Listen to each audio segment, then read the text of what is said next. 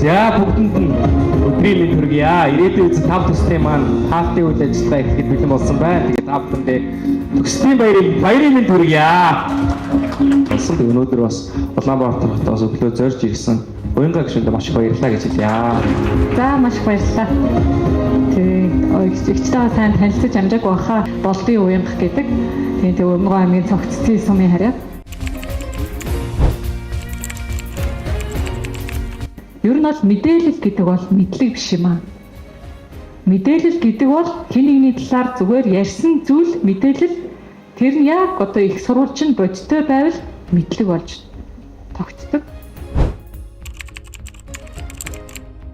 Сонирхолгүй бол 4 жил битгий яваар. Заавал тэрийгээ солиод дараагийн гарцыг хаагаар. Гадагшаа явсан нь сайн, яваагүй нь муу гэж битгий бодоорой. Тэгээ би өөрөө шинэ тухайн технологийн сургуулийг төгссөн мөртлөө Харвард их сургуульд орж чадсан байхгүй. Тэгэхээр Монголд сурсандаа харин нэг давуу тал байдаг нь буцаад Монголдо ирэхэд багшаавын харилцаа байна.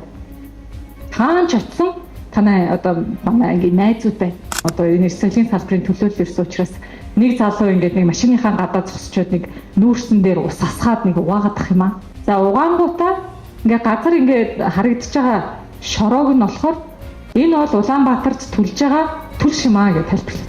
Тэгээ гардаа ингээд үлдсэний нь болохоор нүүрс юм аа. Тэгээ энэ болохоор одоо уул нь бол гардаа үлдсэн нь хоёр төрлийн бүтээгдэхүүн болж ангилагдаад газар байгаа нь бол хаягдлахгүй.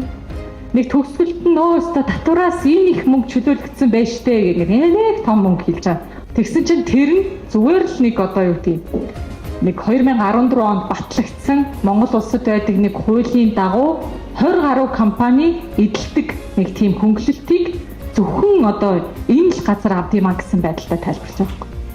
Тэгэхээр чинь юу гэж хэлэх гээд байна гэвэл бидэрт харагдаж байгаа бүх зүйл бол үнэн бол биш юм аа. Сонгол тулгын нь мэрэгэн байгаад хийх бүх зүйлс нь амжилт дагуулаад тэгээ бүх одоо эрүүл хийх тэгээ бүх сайхан тэр болгоныг энд байгаа залуустаа хүсье ёо. Баярлалаа.